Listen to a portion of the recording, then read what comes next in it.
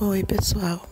Eu queria compartilhar com vocês um sonho que eu tive já há algum tempo, mas eu de imediato queria compartilhar, mas eu precisava entender primeiro. Eu queria que Deus me mostrasse o que Ele quis dizer com esse sonho antes de passar para vocês. O sonho era mais ou menos assim. Era como se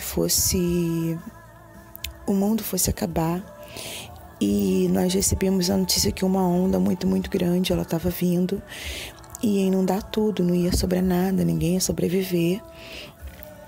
E eu e o Dan fazíamos as malas assim, a gente arrumava as coisas muito rápido, a gente pegava roupa de frio, a barraca de camping, porque a gente tinha que fugir para as montanhas. Essa era a informação que a gente recebia. Nós precisávamos correr para os montes. Então, nós saímos de casa com o João e no meio do caminho nós encontrávamos uma família que não eram pessoas que nós conhecemos, mas que no sonho eram pessoas que eram nossos amigos. E nós entrávamos na casa deles porque eles estavam... A água já começava a invadir e, já estava molhando os pés, para vocês terem noção. E eles estavam em casa como se não tivesse acontecendo nada. Eles estavam dispersos, né? E a gente explicava para eles a gravidade do que estava acontecendo. O homem entendia muito rápido e ele assimilava tudo o que estava acontecendo. Ele pegava algumas bolsas, algumas coisas e pegava as crianças. Eles tinham 2 filhos. E eu ficava insistindo com a mulher, vamos, e ela não entendia muito bem, ela queria pegar um monte de coisas que não eram importantes. E eu ficava insistindo com ela pra gente poder sair o mais rápido possível. A água já estava molhando os pés e ela estava querendo pegar Danone na geladeira, coisas que iam perecer. E eu falava, não, pega só o que é importante, isso tudo é perecível, isso vai estragar. Pega o que é importante, vamos. E ela não entendia muito bem, ela queria pegar as coisas, ela queria montar uma bolsa com coisas que não eram importantes. E eu insistia, e eles saíam na frente. Eu conseguia convencer ela a sair e nós íamos seguindo, os homens iam na frente com as crianças e eu conseguia trazer ela junto, né? E no meio do caminho nós passávamos subindo ao monte, tá? Nós estávamos subindo o monte para poder ir para o lugar que era o refúgio. E no meio do caminho nós passávamos próximo de um terraço de uma casa, era uma casa mais ou menos de 3 andares. E no terraço tinha um homem sentado com um grupo de crianças. Eram muitas crianças assim no terraço, devia ter umas 20, 30 crianças assim no terraço, crianças pequenas. E o homem estava cantando músicas animadas, músicas infantis para as crianças.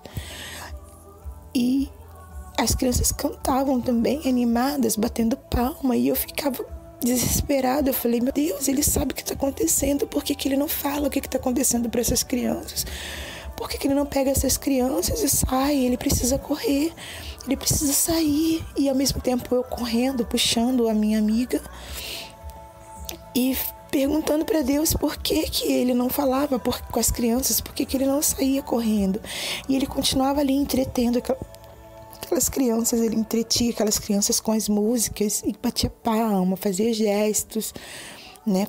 Como as crianças fazem aquelas coreografias das musiquinhas infantis, ele fazia aqueles sinais todos e as crianças riam muito felizes e ele sabia. Eu olhava para ele e ele sabia que tudo o que estava acontecendo, mas ele não falava nada. Como se ele se entregasse ou quisesse mesmo que elas morressem, eu não sei. Então nós subimos o monte rápido e era como se o sol tivesse... Isso tudo foi no meio de madrugada, assim. A visão, o sonho foi no meio... Era noite, estava muito escuro. E nisso, conforme a gente subia o monte, era como se a gente visse o sol nascer, só aquele alaranjado do sol lá no horizonte, bem pouquinho, assim, como se estivesse nascendo muito, muito longe o sol. E a gente continuava subindo o monte para poder escapar daquela tragédia toda. E desses últimos 2 meses eu vim lembrando desse sonho muito, muito forte, porque era como se fosse tão real que isso não saiu da minha mente, eu não consegui esquecer. Pra vocês terem noção, eu não lembro nem o que eu sonhei ontem, mas esse sonho, ele continua na minha mente como se eu tivesse sonhado ele agora. E eu pedi a Deus a revelação desse sonho, porque eu queria entender. E ele falou realmente muito claro comigo sobre o arrebatamento da igreja, sobre nós estarmos preparados, sobre as nossas vestes de santidade, vestes de justiça, porque essas vestes nos darão direito de entrar no reino. Ele também falou comigo a respeito dessa minha amiga, que no sonho ela ficava distraída com muitas coisas, querendo pegar coisas que não eram importantes. Ele falou a respeito de pessoas que estão se preocupando com coisas, com um trabalho em excesso, com estudo em excesso, com compras em excesso, com coisas que não são importantes agora, não são mais. Não é tempo mais de se preocupar com as coisas supérfluas. É tempo de se agarrar ao que é realmente importante, o que vai me permitir entrar no reino do céu. É o tempo de se agarrar no que vai me permitir entrar no reino do céu. E ela estava muito preocupada com coisas que não eram importantes. E quando nós saímos, que eu vi aquele homem com aquelas crianças, Deus me fez entender que mesmo sendo o último instante da igreja, ainda existem líderes de grandes massas, assim. Deus me fez entender dessa forma, líderes de igrejas e conduzindo pessoas, mas que não têm ministrado a essas pessoas a verdade do que tem acontecido nesses dias que nós estamos vivendo, sabe? Eles estão preocupados em entreter essas pessoas, e as pessoas estão felizes, estão inocentes, de repente felizes ali. Não sei se inocente seria a palavra adequada, mas elas estão distraídas, acho que é essa a palavra.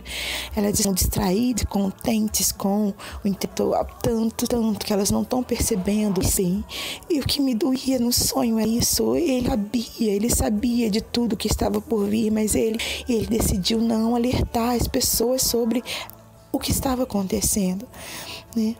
E nós continuávamos andando para o monte. E esse caminhar para o monte, Deus me fez entender essa subida ao monte, não um monte físico, não subirmos a um monte bem alto para nos escondermos de qualquer coisa física ou material, não. Mas esse monte simboliza a presença. Esse monte simboliza o único abrigo que nós temos. Esse monte simboliza estar na presença de verdadeiramente, buscando, procurando manter nossas limpas santas, sim, nos manter irrepreensíveis em justiça. A Bíblia fala que a nossa justiça, ela não passa de trapo de imundícia. Eu digo por mim, porque às vezes eu quero resolver coisas do meu jeito e achando que do meu jeito vai dar certo, por mais que eu entenda que seja justo. A nossa justiça, ela não passa de trapo de imundícia. Por mais que a gente tente resolver questões materiais com a força do nosso braço, nós precisamos dobrar o nosso joelho e colocar tudo diante do Pai, porque é Ele que cuida dessas coisas, sabe? E Deus falou muito isso comigo, sobre as nossas vestes de justiça e de santidade, porque é isso que nós precisamos buscar no monte. Esse monte que simboliza o próprio Pai, a presença, simboliza estar perto de Deus. E nós precisamos buscar isso nesses últimos dias, essa veste limpa, veste santa, justiça e santidade, andar em justiça e santidade, não nos agarrando a coisas que não nos garantem a entrada no reino. Nós precisamos viver como cidadãos dos céus, do reino de Deus, desejando ardentemente, na expectativa ardente da volta dele a qualquer momento. Assim como nos dias de Noé as pessoas estavam distraídas, a Bíblia diz que assim seria também no dia da vida do Filho do Homem.